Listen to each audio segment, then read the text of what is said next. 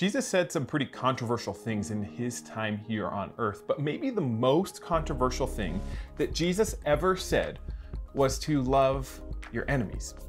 I mean, who does that? Who actually loves their enemies? I mean, they're your enemies for a good reason. They hurt you. They stabbed you in the back. They said mean things about you. They took something of value from you. They're your enemies for a reason. But Jesus lays out a different way of living, something that's countercultural, something that's different from the way that anybody else lived. And one of those things was to love your enemies.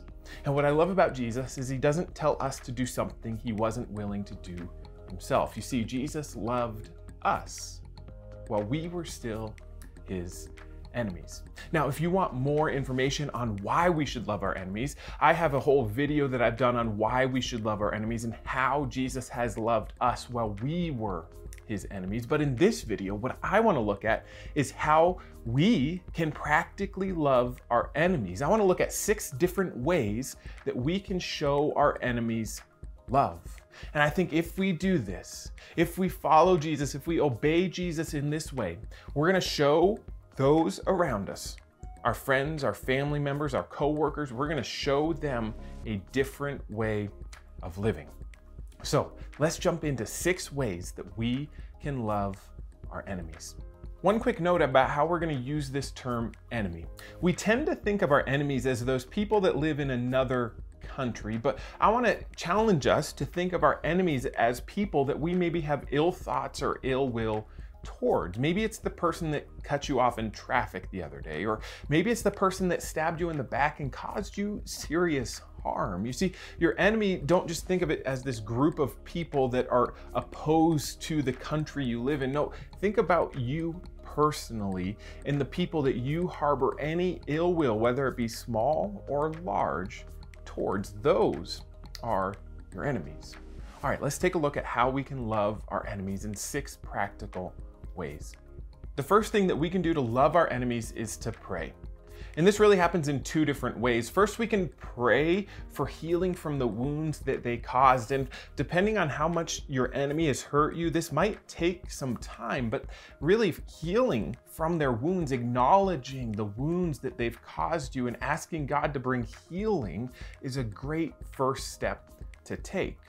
The second thing that we should pray for is we should pray for our enemies. That's what Jesus tells us to do, to pray for our enemies, to pray for those who persecute you, and maybe pray that they would see that God loves them and that they would turn from their ways and acknowledge their sins and the ways that they've hurt others. But spend some time praying for your enemies. And listen, I know depending on how much you've been hurt, that might be really difficult to do. But I would encourage you to keep trying, to keep going to God with your hurt, with your pain, and taking those prayers for your enemies to Him. Learning how to love your enemies starts with prayer. Praying for healing from the wounds that were caused to you and praying that God would change the hearts of those who have hurt you. The second thing that we can do to love our enemies is to practice empathy. Put yourself in their shoes. We're increasingly becoming a more polarized society where it's us versus them.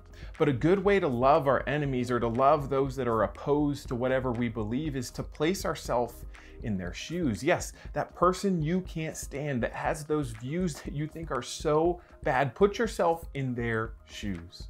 Because here's what I believe.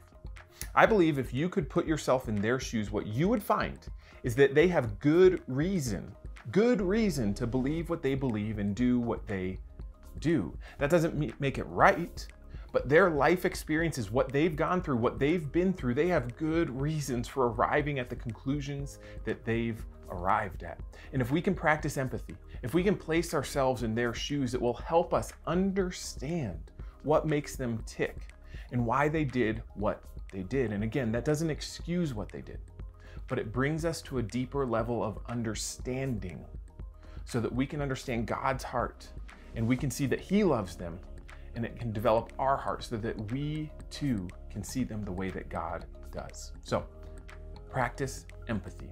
Place yourself in the shoes of your enemy. The third thing that you can do to love your enemies is to find common ground. When we're in conflict with somebody, we tend to focus on the differences, on the negatives, on the things that are separating us and keeping us apart. But if we focus instead on the things we have in common, we can bring ourselves back together. So find common ground with your enemies. Find the things that you agree on. Find the things that are similar. Find your similar interests. Rather than focusing on the negatives and the differences, focus on what you have in common. And I know in some cases, your enemy, it might be really tough to do this, but maybe the place you start, or maybe the only place you can find common ground, is that you're both loved by God. You're both created in His image, and may that piece of common ground start bringing you guys back together. You see, one way that we can practically love our enemies is to find common ground. The fourth way that we can love our enemies is to practice forgiveness. You see, we live in a very unforgiving culture. It's a cancel culture. You screw up once and you're done. We love pointing out the mistakes and the failures and the faults in those around us. We love finding those sins that others commit and pointing our fingers at what they are doing wrong. But the problem is, when we play by those rules, eventually we are going to be the ones that get canceled, because nobody's perfect. We all need forgiveness from time to time. And thankfully, Jesus gives us a better way to live. He tells us to forgive, and that's not fair. It's not easy. It's messy. It's costly. For Jesus, it cost Him His life on the cross to forgive us. And if we're going to go forgive our enemies, it's going to cost us. It's not going to be fair. We're not going to give them what they deserve. We're going to give them what they need. And we can do that because Jesus did that for us first.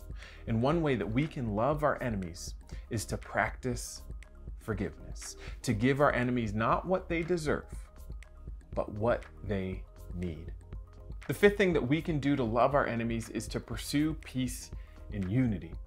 In Matthew 5:9, Jesus calls us to be peacemakers. It's one of the distinguishing marks of His followers. And we live in a world that would rather throw gasoline on the fire, but followers of Jesus, we take a different approach. We try to put those fires out.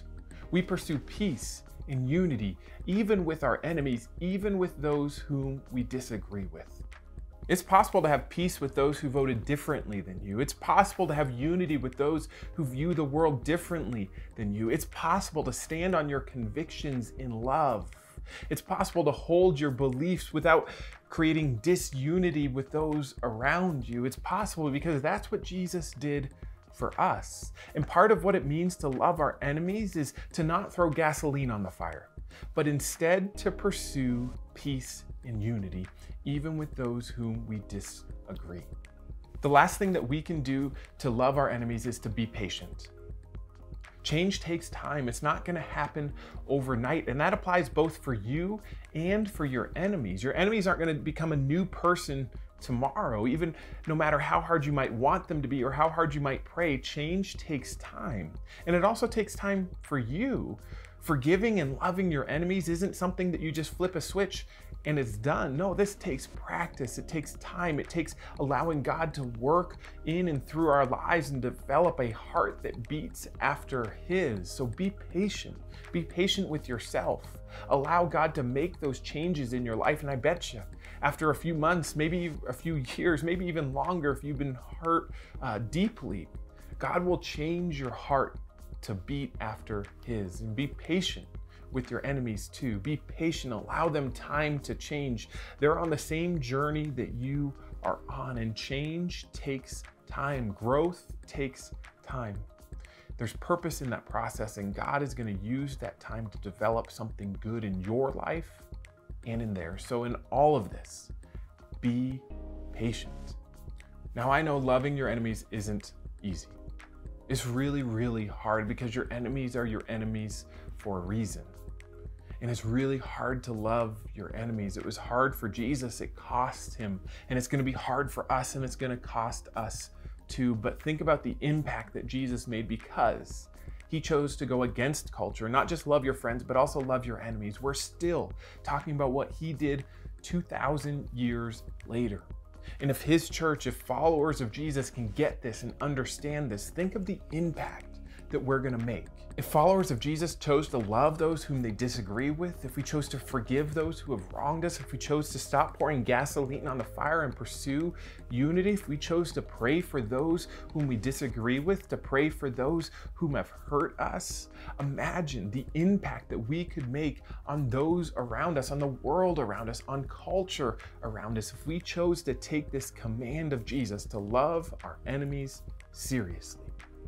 I think we could make an incredible impact that would just blow us away if we could just catch a glimpse of the power of if we took this command to love our enemies seriously.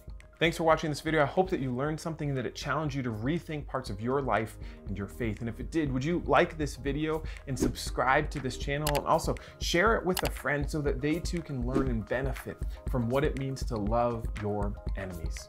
Thanks for watching. We'll see you next time.